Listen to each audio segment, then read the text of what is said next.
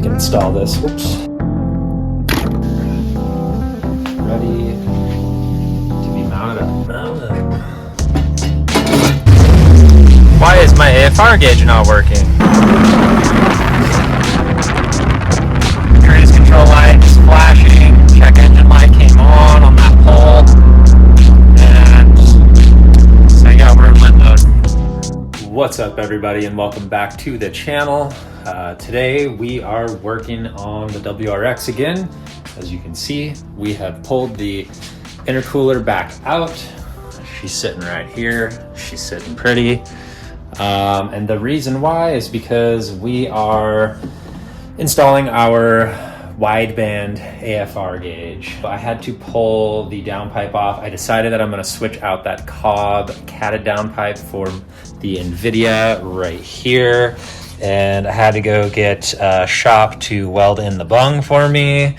Yeah, if you have one of these and you don't have a bung in there and you want to install a wideband, I took mine to a Meineke here in Reno, and they charged me 35 bucks. So pretty cheap. We'll walk you through how I've installed that wideband real quick, just so you can see what that's about.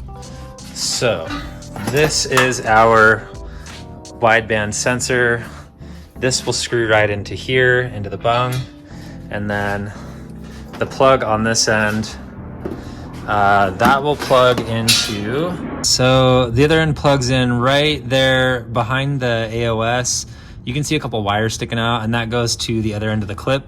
I just cut a hole in that boot that goes to the firewall, and then I just routed the wire through and pulled it through the passenger side floorboard. So I pushed it through where that boot is on the other side, and comes out right up behind here. You just reach in there, you can feel it. I pulled it through, routed it up behind here, and then routed it behind the center console. I have everything pulled out right now. Routed it up into here on the side and up and through, and there it is back there.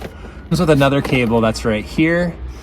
This has the wiring on this side. There's these two ones that are optional, the white and blue. I don't have those hooked up, so just have them taped back. And then I spliced into this wiring harness for my clock. And so that will plug back into the clock. And then I routed these wires, or the cables, down and through right here. And my gauge sits right there. I tested already, it works just fine. I'm waiting for a pod to arrive that I will use as a temporary solution. It's just like a cheap one that I got off of Amazon. And then I'm not sure if I'm gonna go with the SMY cluster or the dash cluster. I also need to order a boost gauge and oil pressure gauge. So yeah, kind of undecided there. So that's kind of where I'm at. I need to button all this back up, but before I do that, we are going to install a Cartboy short shifter. All right, so first we'll remove the stock shifter. It's just two 12 millimeters, and this bolt goes all the way through and then attaches with a nut right there. So you just loosen those, you pull that pin out, and then it frees this up to pop it out of the shifter assembly.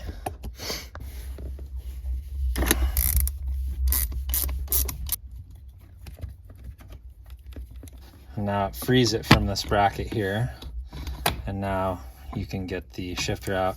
If you just kind of like wedge it like that and just push, it'll like lever itself out. They can be kind of a pain, but not too bad. So now it's out, and we can go grab the Cartboy. All right, so I have them both out so you can kind of see the difference. This is the Cartboy, and this is the OEM one. So it is quite a bit shorter. Before we put that in, I'm actually going to hop underneath the car. We're gonna install that shifter bushing first. This is your shifter linkage right there. These two bushings right in here Those have already been replaced with the carpway bushing, so I'm not going to do that right now. We're going to be replacing this bushing right here. So they're just held on by two 12mm bolts here, and then on the other side of the drive shaft. We should be able to get this one without removing the drive shaft, but I can't remember if it's in the way. So I'll get started and we will find out here shortly.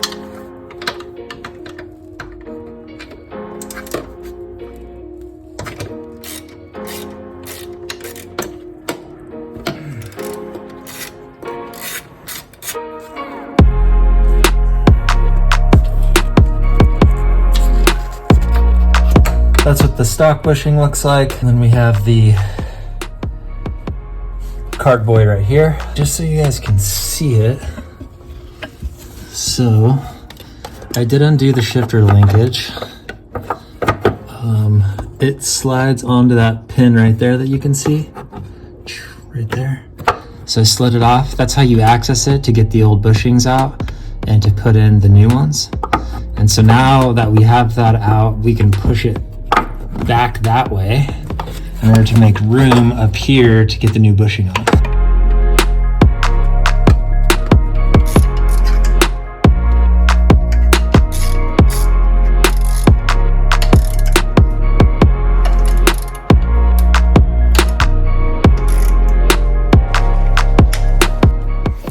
All right guys, so we're making some progress. Now that we got the bushings knocked out, we can take our shifter here and we can install this. Oops.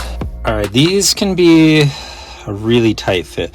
So before you do that, make sure that you have these little, I don't know if they're bushings or what, but you want these in here on each side with the pin through the center like that.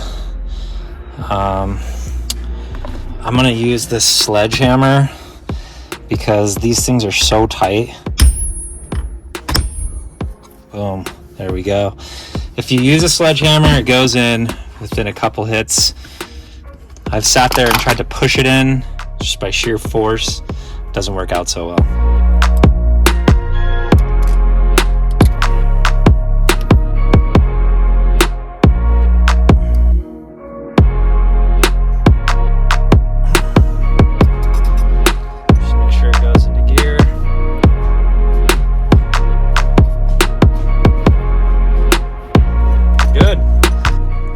So next, I'm gonna throw a new gasket on that turbo, get this downpipe in, and finish up installing that wideband.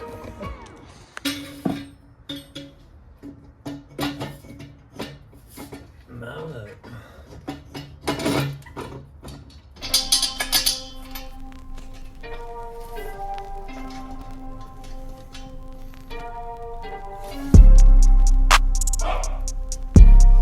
All right guys, so the downpipe is in. I just finished tightening up all these bolts, nuts and bolts off camera, and now we are going to install the wideband sensor right here.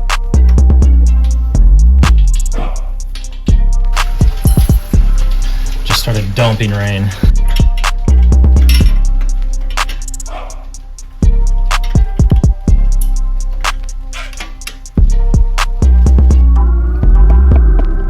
So there is our wideband sensor installed. So guys, we are all set with that AEM wideband gauge. Next up is we just gotta put the rest of the exhaust on. This is the key to getting bushings over those exhaust hangers.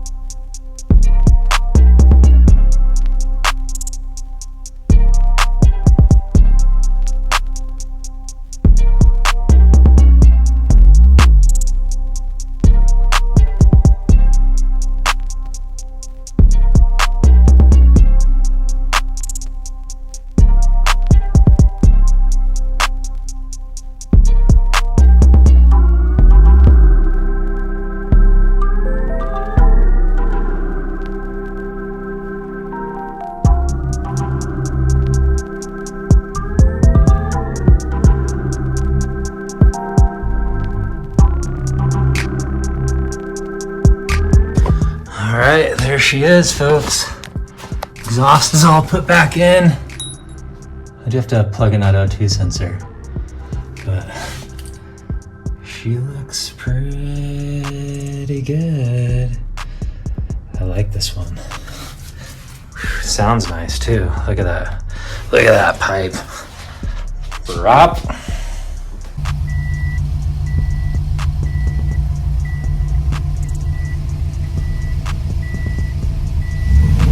Why is my AFR gauge not working? Huh. That's weird, because it was working. I don't know. It's the next day. Loaded the base map on that I got back from the tuner, and we are going to start logging so we can get this thing tuned. Hopefully this gauge isn't kaput. It's brand new. Shouldn't be. I guess we'll find out. I did 2 separate idle logs. The next logs, I have them all written down right here that we need to do. Light cruising at steady speed at 40, 50, 60, and 70 miles per hour, 8 to 10 seconds each. And then 2 to 3 logs of light acceleration from a stop, shifting through 1 through 4th, and keeping it below 4,000 RPM. So you want to basically like accelerate to 70 miles per hour using 20 to 30% load. So yeah, I'm gonna set up the camera and we're gonna get out there and bust these logs out.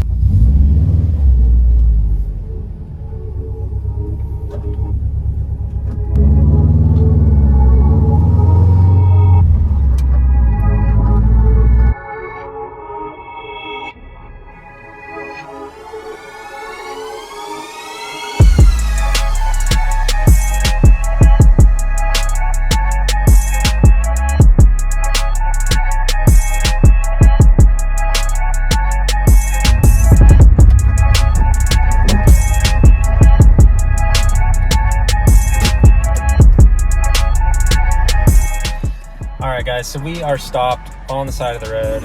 I did a bunch of logs. My AFR gauge is still not working. It was right when I turned the car on. It's been fine. I do wonder if the plug where you plug the sensor in to the harness that they give you, it is on the other side of the firewall in the engine bay. Maybe it's getting that connection like way too hot and then it's not able to read. I may have to like pull it through this side of the firewall. I don't really know, but the tuner wants me to do a second gear pull and I can't do it without the AFR working because he wants me to record a video of what it's doing during that pull. So I'm sitting here with the hood up trying to let it cool down to see if I start it up again, if we'll get a reading. Maybe we can do a poll and it'll work. I don't know. I'm gonna chill for a bit and then hopefully we'll try it again and it'll work. All right guys, so check it out. I'm gonna show you what I'm talking about here. So I let it cool off for a bit. I turned the car off. But watch when I turn it to the on position what it does. Reads, it's on, it's working. You're like, oh cool, it's working. And then it just increases all the way to the end and then just flattens out. Just started it back up. We're still not reading. I don't know. I'll probably do like one wide open pull and log it.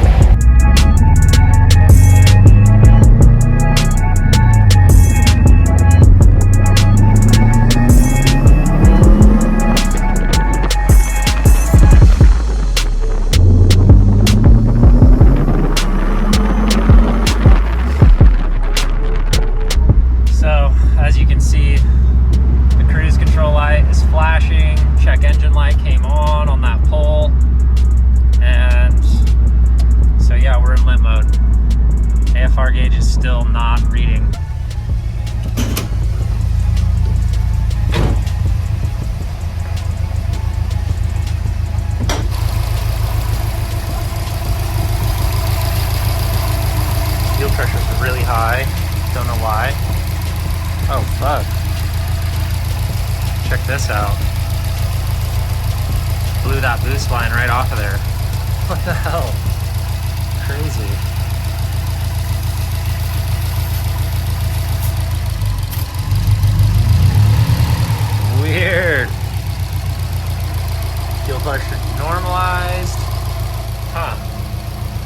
wonder if that fixed the check engine.